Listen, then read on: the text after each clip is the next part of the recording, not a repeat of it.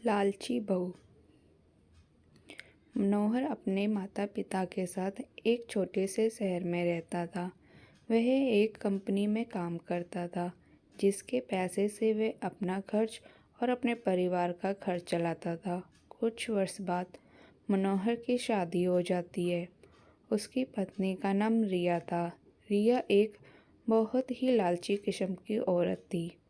रिया को जब भी पैसे मिलते थे तो वह तरह तरह के कपड़े और गहने खरीद लेती थी। वह जब भी किसी समारोह में जाती थी तो हमेशा नए नए कपड़े और गहने पहनकर जाना चाहती थी। जब उसके पास नए कपड़े और नए गहने नहीं रहते थे तब वह अपने पति मनोहर से जिद करके खरीदवा लेती थी। उसकी लालच से उसका पति भी तंग आ गया था। मनोहर रिया को हमेशा समझाया करता था कि हमारी कमाई उतनी नहीं है कि मैं तुमको हर समारोह में जाने के लिए अलग अलग तरह के कपड़े और गहने खरीद कर लाया करूं। मगर रिया उनकी बातों को मनाने की तैयार ही नहीं होती थी। एक दिन जब रिया किसी समारोह में गई थी तब उसकी एक सहेली मनीषा उसके घर पर आई। मनीषा ने रिया की सास से उसके बारे में पूछा।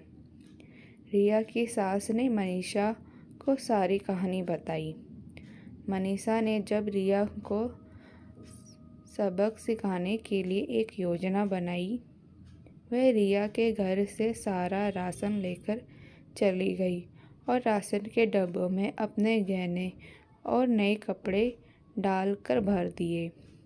जब रिया समारोह से वापसी आई तब वह किचन के डिब्बों में गहने देखकर बहुत खुश हुई। शाम हुआ जब रिया खाना बनाने गई तब उसे राशन नहीं मिला।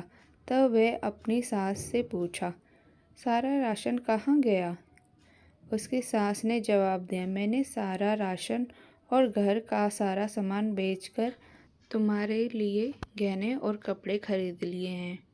तुम बदल बदल कर हर दिन नए पहनो। रिया बोली, मगर खाने के बिना मैं गहनों और कपड़ों का क्या करूँगी? तभी उसकी सहेली मनीषा आई और उसने रिया को सब कुछ बताया कि यह तुमको सबक सिखाने के लिए किया गया था। अब रिया को समझ में आ गया, जीवन जीने के लिए सबसे ज़्यादा ज़रूरी भोजन होता है, ना कि बदल बदल के गहने और कपड़े पहनना। रिया अब अपने पति के कमाई के अनुसार ही सारा काम करती थी और वह खुशी खुशी रहने लगी।